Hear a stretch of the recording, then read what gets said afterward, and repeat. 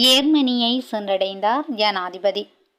யேர்மனிக்கு 3 நாட்கள் உத்தியோகபூர்வ விஜயம் மேற்கொண்டுள்ள ஜனாதிபதி அனுரகுமார திசாநாயக்க இன்று காலை பிரண்டன்பர்க் சர்வதேச விமான நிலையத்தை சென்றடைந்துள்ளார். ஜனாதிபதி ஊடக பிரிவு இதனை தெரிவித்துள்ளது. இதன்படி ஜனாதிபதியை வரவேற்கும் உத்தியோகபூர்வ நிகழ்வு ஜேர்மனியின் ஜனாதிபதி பிராங்க் வால்டர் ஸ்டெய்ன்மியரின் தலைமையில் இன்று பிற்பகல் பெர்லினில் உள்ள பெல்லீஃப் மாளிகையில் நடைபெறவுள்ளது. இதனையடுத்து ஜனாதிபதி அனுரகுமார திசாநாயக்காவுக்கும் ஜேர்மனியின் ஜனாதிபதி பிராங்க் வால்டர் ஸ்டெய்ன்மியருக்கும் இடையில் உத்தியோகபூர்வ சந்திப்பு நடைபெறவுள்ளதாக ஜனாதிபதி ஊடக பிரிவு குறிப்பிட்டுள்ளது.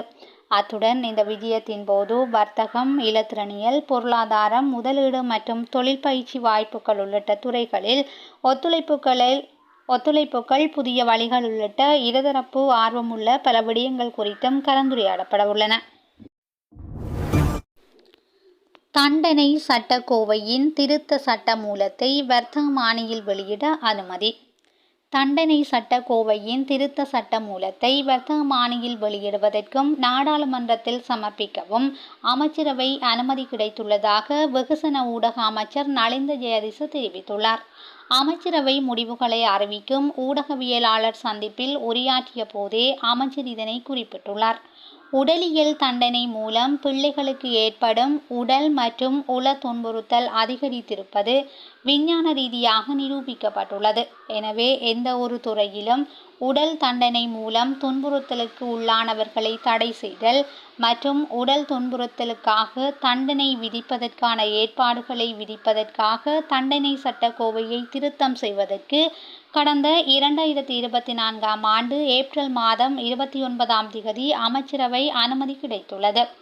அதற்கமைய ஏற்புடைய பணிகளுக்கு சட்ட வரைஞரால் தயாரிக்கப்பட்ட தண்டனை சட்டக்கோவையின் திருத்த சட்ட மூலத்தை அரச வர்த்தமானியில் வெளியிட்டு நாடாளுமன்றத்தில் சமர்ப்பிப்பதற்கு இதற்கு முன்னர் அமைச்சரவை அங்கீகாரம் வழங்கியுள்ள போதிலும் அதனை செயற்படுத்த முடியவில்லை. குறித்த சட்டமூலத்தை துரிதமாக வர்த்தமானியில் வெளியிடுவதற்கும் பின்னர் நாடாளுமன்றத்தில் சமர்ப்பிப்பதற்கும் நீதி மற்றும் தேசிய ஒருமைப்பாட்டு அமைச்சர் சமர்ப்பித்த யோசனைக்கு அமைச்சரவை அங்கீகாரம் வழங்கியுள்ளது. தாய்ப்பால் ஊட்டுதலை ஊக்குவித்தல் தொடர்பான சட்டமூலம் தயாரிக்க அமைச்சரவை அனுமதி. தாய்ப்பால் ஊட்டுவதை ஊக்குவித்தல் தொடர்பான சட்டமூலத்தை தயாரிப்பதற்கு அமைச்சரவை அனுமதி கிடைத்துள்ளது.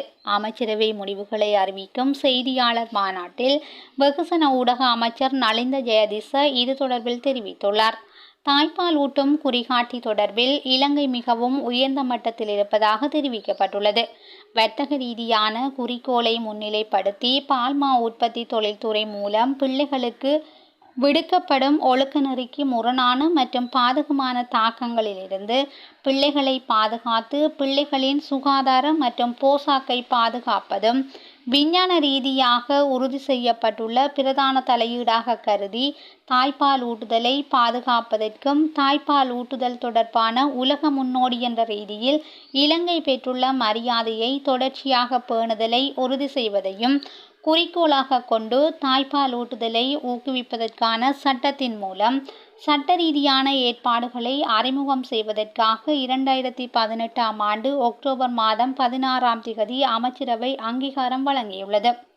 அதற்கமைய குறித்த சட்ட மூலத்தை தயாரிப்பதற்கு தற்போதைய அமைச்சரவையின் கொள்கை ரீதியான அங்கீகாரத்தை வழங்குவதற்காக சுகாதார மற்றும் வெகுசன ஊடக அமைச்சர் சமர்ப்பித்த யோசனைக்கு அமைச்சரவை அங்கீகாரம் வழங்கியுள்ளது.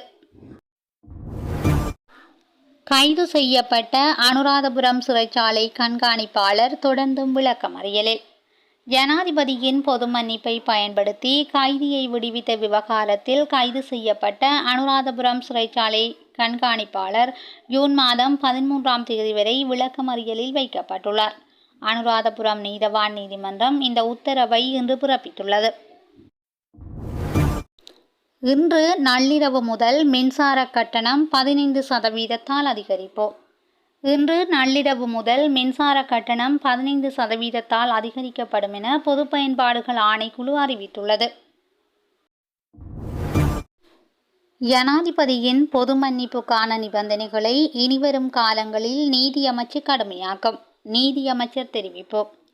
இலங்கையில் தேசிய நிகழ்வுகளை கருத்தில் கொண்டு வழங்கப்படும் ஜனாதிபதியின் பொது மன்னிப்புக்கான நிபந்தனைகளை இனிவரும் காலங்களில் நீதி அமைச்சு கடுமையாக்கும் என்று நீதியமைச்சர் கர்சன நாணயக்கார தெரிவித்துள்ளார். பொது மன்னிப்பின் கீழ் கைதிகளை விடுவிப்பதில் அண்மையில் கண்டறியப்பட்ட முறைகேடுகளை கருத்தில் கொண்டு இந்த செயற்பாடு நடைமுறைக்கு வரவுள்ளதாக அவர் தெரிவித்துள்ளார்.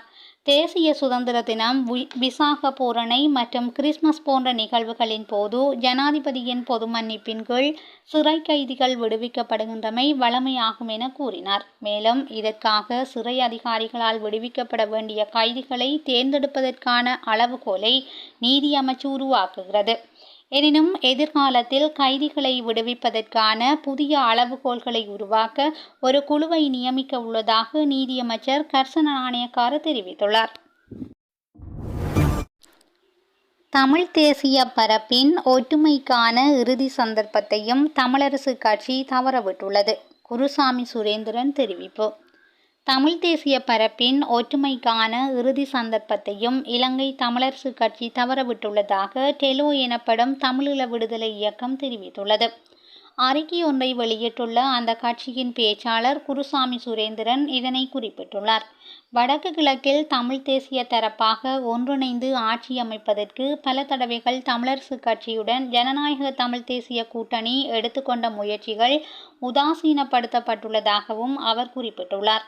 எனினும் பல விட்டுக் கொடுப்புகள், அரவணைப்புகளின் அடிப்படையில் ஜனநாயக தமிழ் தேசிய கூட்டணிக்கும் தமிழ் தேசிய பேரவைக்கும் இடையிலான கொள்கை ரீதியிலான ஒப்பந்தம் ஏற்படுத்தப்பட்டது. இந்த நிலையில் வன்னியில் தமிழ் தேசிய கட்சிகளிடம் சபைகளை கையளிப்பது குறித்து திங்களன்று தமிழரசு கட்சியின் பதில் தலைவர் CVK சிவஞானத்தின் அலுவலகத்தில் அந்த கட்சியின் பதில் செயலாளர் சுமந்திரனுடனும் சந்திப்பு இடம்பெற்றது. அதன்போது வன்னியின் அரசியல் சூழ்நிலை பற்றி கலந்துரையாட முற்பட்ட வேளையில் யாழ்ப்பாணத்தில் என்ன நடக்கிறது, அதற்கான பதில் நடவடிக்கை வன்னியில் அமையும் என தமிழரசு கட்சியின் பதில் செயலாளர் சுமந்திரன் தெரிவித்துள்ளார். வன்னியில் அதிக சபைகளை ஆளும் தரப்பு கைப்பற்றும் நிலை காணப்படுகின்றது. பல சபைகளில் தனியொரு கட்சியாக அவர்கள் ஆசனங்களை பெற்றுள்ளார்கள். தமிழ் தேசிய பரப்பில் இணைந்து செயலாற்றாது விட்டால் இந்த சபைகளை ஆளும் தரப்பினரிடம் இழக்க வேண்டிய சூழ்நிலை வரும். தமிழ் தேசிய பரப்பினர் ஒன்றிணைந்து விட்டு கொடுப்போடு வடக்கு கிழக்கில் அனைத்து சபைகளையும் அமைப்பதற்கான முயற்சியை மேற்கொள்வதற்கு கால அவகாசம் உள்ளது. அதை நாங்கள் முன்னெடுக்க விரும்புகின்றோம் எனவும் தெரிவித்துள்ளோம். அதற்கு தகுந்த பதில்கள் கிடைத்திருக்கவில்லை. மேலும் மக்கள் வழங்கிய ஆணையை ஏற்று தமிழ் தேசிய பரப்பினர் ஒன்று கூடி ஆட்சியை கைப்பற்றுவதே மக்களின் எதிர்பார்ப்பாகும். அதற்காக விட்டு கொடுப்பு, அரவணைப்பு என்பன மிக அவசியம்.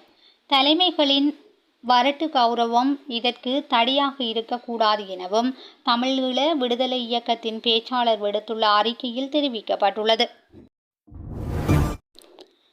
சிறைச்சாலை வைத்தியர்கள் முறைகேடுகளில் ஈடுபட்டுள்ளதாக குற்றச்சாட்டு. சிறைச்சாலை வைத்தியசாலைகளில் உள்ள வைத்தியர்கள் தங்கள் சலுகைகளை தவறாக பயன்படுத்தி முறைகேடுகளில் ஈடுபட்டிருந்தால் அவர்கள் மீது முறையான விசாரணை நடத்த வேண்டும் என கோரிக்கை விடுக்கப்பட்டுள்ளது. வைத்திய மற்றும் சிவில் உரிமைகளுக்கான வைத்தியர்களின் தொழிற்சங்க கூட்டணியின் தலைவர் வைத்தியர் சமல் சஞ்சீவ இந்த கோரிக்கையை விடுத்துள்ளார். அரசியல் தலைவர்கள் மற்றும் தடுப்பு காவலில் வைக்கப்பட்டுள்ள சிரேஷ்ட அதிகாரிகள் உள்ளிட்டவர்களுக்கு சிறைச்சாலை வைத்தியசாலைகளில் விசேட சலுகைகள் வழங்கப்படுவதாக முறைப்பாடுகள் கிடைக்கப்பெற்றுள்ளன. இந்த விசேட வசதிகளை வழங்குவதற்காக தவறான வைத்திய அறிக்கைகளும் சிறைச்சாலை வைத்தியசாலைகளில் வழங்கப்பட்டுள்ளதாக குற்றச்சாட்டுக்கள் முன்வைக்கப்பட்டுள்ளன. இந்த நிலையில் குற்றச்சாட்டுக்களுக்கு உள்ளாகியுள்ள சிரேஷ்ட அதிகாரிகள் மற்றும் வைத்தியர்கள் மீது நடவடிக்கை எடுக்கப்பட வேண்டும் என வைத்திய மற்றும் சிவில் உரிமைகளுக்கான வைத்தியர்களின் தொழிற்சங்க கூட்டணியின் தலைவர் வைத்தியர் சமல் சஞ்சீவ கோரியுள்ளார். ரணில் விக்ரமசிங்க குற்றப்புலனாய்வு திணைக்களத்தில் முன்னிலை. முன்னாள் ஜனாதிபதி ரணில் விக்ரமசிங்க குற்றப்புலனாய்வு திணைக்களத்தில் முன்னிலையாகியுள்ளார். முன்னாள் சுகாதார அமைச்சர் கெஹலிய ரம்பப்பில தமது பதவிக்காலத்தில் இறக்குமதி செய்த மருந்து தொடர்பில் தாக்கல் செய்யப்பட்ட முறைப்பாடு குறித்து வாக்குமூலம் அளிப்பதற்கே குற்றப்புலனாய்வு திணைக்களத்தில் முன்னிலையாகியுள்ளார். நாட்டிற்கு தரமற்ற மருந்து இறக்குமதி செய்யப்பட்ட சம்பவம் தொடர்பாக கெஹலிய ரம்புக்வெல முன்னதாக குற்றப்புலனாய்வு திணைக்களத்தில் முறைப்பாடு அளித்திருந்தார். அந்த முறைப்பாடு தொடர்பாக நடத்தப்படும் விசாரணைகள் தொடர்பாக ரணில் விக்ரமசிங்க ஜனாதிபதியாக இருந்த காலத்தில் அமைச்சர்களாக இருந்த பலர் வாக்குமூலங்களை வழங்கியுள்ளனர். இந்த நிலையில் அமைச்சரவையின் கூட்டு பொறுப்பு குறித்து முன்னாள் ஜனாதிபதி ரணில் விக்ரமசிங்கவிடம் இன்று வாக்குமூலம் வழங்குவதற்காகவே குற்றப்புலனாய்வு திணைக்களத்தில் முன்னிலையாகியுள்ளார். IMFக்கு இலங்கை அரசாங்கம் பலிக்கடாவாகியுள்ளதாக கர்ச டி சில்வா குற்றச்சாட்டு. சர்வதேச நாணய நிதியத்துக்கு இலங்கை அரசாங்கம் பலிக்கடாவாகியுள்ளதாக குற்றம் சாட்டப்பட்டுள்ளது. அதன் அடிப்படையிலேயே மின்சார கட்டணத்தை 18.3% அதிகரிக்கும் விடயத்தில் அரசாங்கம் செயற்படுவதாக நாடாளுமன்ற உறுப்பினர் கர்ச டி சில்வா குற்றம் சுமத்தியுள்ளார். ஊடக நிகழ்ச்சியொன்றில் ஒரு ஒளிபரப்பான அரசியல் நிகழ்ச்சியில் கலந்து கொண்ட போதே அவர் இதனை குறிப்பிட்டுள்ளார். தற்போதைய நிலையில் மின்சார கட்டணத்தை 18.3% அதிகரிப்பதற்கு அவசியமில்லை. எனினும் அரசாங்கம் சட்ட ரீதியற்ற மற்றும் செயற்படுத்த முடியாத நிபந்தனைக்கு உடன்பட்டுள்ளது. இதன் அடிப்படையிலேயே சர்வதேச நாணய நிதியத்திடமிருந்து கடனை பெற்றுக்கொள்வதற்காக மின்சார கட்டணத்தை அதிகரிக்க வேண்டும் என்று அரசாங்கம் வலியுறுத்துவதாகவும் நாடாளுமன்ற உறுப்பினர் கர்ச டி சில்வா குறிப்பிட்டுள்ளார். வெல்லம்பட்டியில் லொரியுடன் மோதிய பஸ், 9 பேர் காயம். மொனராகலையிலிருந்து கொழும்பு நோக்கி வந்த தனியார் பஸ் ஒன்று இன்று காலை வெல்லம்பட்டியின் வீதியோரத்தில் நிறுத்தப்பட்டிருந்த லொரியுடன் மோதியதில் பஸ்ஸில் பயணித்த 9 பேர் காயமடைந்து கொழும்பு தேசிய வைத்தியசாலையில் அனுமதிக்கப்பட்டுள்ளனர். வெல்லம்பட்டி எரிபொருள் நிரப்பு நிலையத்துக்கு மீத்தோட்டமுள்ள சந்திக்கும் இடையில் வீதியோரத்தில் 2 லொரிகள் நிறுத்தப்பட்டிருந்தன. இன்று அதிகாலையில் அதிவேகமாக வந்த பயணிகள் பஸ் நிறுத்தப்பட்டிருந்த லொரியுடன் மோதியதில் அடுத்தடுத்து நிறுத்தப்பட்டிருந்த மற்ற 3 வாகனங்களும் மோதியதில் 4 வாகனங்களும் பலத்த சேதம் ஏற்பட்டுள்ளது. பேராதனை கண்டி ரயில் சேவைகள் தற்காலிகமாக நிறுத்தம். பேராதனை மற்றும் கண்டி ரயில் நிலையங்களுக்கு இடையிலான ரயில் சேவைகள் தற்காலிகமாக நிறுத்தப்பட்டுள்ளன. கண்டி நீதிமன்ற வளாகத்துக்கு அருகில் ஏற்பட்ட நிலச்சரிவு காரணமாக இந்த ரயில் சேவைகள் தற்காலிகமாக நிறுத்தப்பட்டுள்ளதாக ரயில்வே திணைக்களம் தெரிவித்துள்ளது. ஹரி ஆனந்த சங்கரிக்கு எதிரான இனவெறி விமர்சன தாக்குதல்களுக்கு கனேடிய தமிழ் அமைப்புகள் கண்டனம். கனடாவின் பொது பாதுகாப்பு அமைச்சர் ஹரி ஆனந்த சங்கரியை குறிவைத்து மேற்கொள்ளப்பட்டதாக கூறப்படும் இனவெறி விமர்சன தாக்குதல்களை கனேடிய தமிழ் அமைப்புகள் கண்டனம் தெரிவித்துள்ளன. மேலும் இதுபோன்ற தாக்குதல்கள் தமிழ் கனேடிய சமூகத்தை குறை மதிப்புக்கு உட்படுத்தும் என்று அந்த அமைப்புகள் எச்சரித்துள்ளதாக சர்வதேச ஊடகங்கள் தெரிவிக்கின்றன. கனேடிய தமிழ் கூட்டு, கனேடிய தமிழர்களின் தேசிய சபை மற்றும் தமிழ் உரிமைகள் குழு என்பனவே அமைச்சர் மீதான இனவெறி விமர்சனங்களுக்கு கண்டனம் தெரிவித்துள்ளன. இந்த விமர்சனங்கள் அமைச்சர் ஹரி ஆனந்த சங்கரி மற்றும் தமிழ் கனேடியர்கள் மீது தவறான மற்றும் நியாயமற்ற சந்தேகத்தை ஏற்படுத்தியுள்ளதாகவும் அந்த அமைப்புகள் குறிப்பிட்டுள்ளன. கனேடிய தமிழ் சமூகம் தொடர்பான எந்த ஒரு தேசிய பாதுகாப்பு பிரச்சினையிலும் முரண்படாத திரையிடலை செயல்படுத்துமாறு ஆனந்த சங்கரி அதிகாரிகளிடம் கேட்டுக்கொண்டதை அடுத்தே இந்த விமர்சனங்கள் எழுந்துள்ளன. எனினும் இந்த முடிவு மிகுந்த எச்சரிக்கையுடன் எந்த ஒரு மோதலும் இல்லை என்பதை உறுதி செய்வதற்காகவே எடுக்கப்பட்டது என்று கனேடிய அமைச்சர் ஹரி ஆனந்த சங்கரி குறிப்பிட்டுள்ளார். இந்த நிலையில் அமைச்சர் ஹரி ஆனந்த சங்கரிக்கு எதிரான இந்த கருத்துக்கள் தமிழ் கனேடியர்களின் பாதுகாப்பு மற்றும் கண்ணியத்தை அச்சுறுத்துவது மட்டுமல்லாமல் கனடாவின் சமத்துவத்தையும் பாதிப்படைய செய்யும் என தமிழ் அமைப்புகள் சுட்டிக்காட்டியுள்ளன. ஆஸ்திரியா பாடசாலையில் துப்பாக்கிச்சூடு, மாணவர்கள் உட்பட 10 பேர் பலி. ஆஸ்திரியா கிளாஸ் நகரில் பாடசாலையொன்றில் மேற்கொள்ளப்பட்ட துப்பாக்கி பிரயோகத்தில் 10 பேர் உயிரிழந்துள்ளனர்.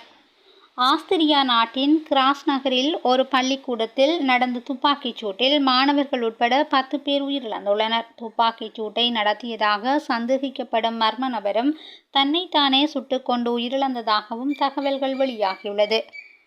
கிராஸ் நகரில் ஒரு பள்ளியில் உள்ளூர் நேரப்படி நேற்று காலை 10 மணியளவில் துப்பாக்கிச்சூடு நடந்துள்ளது.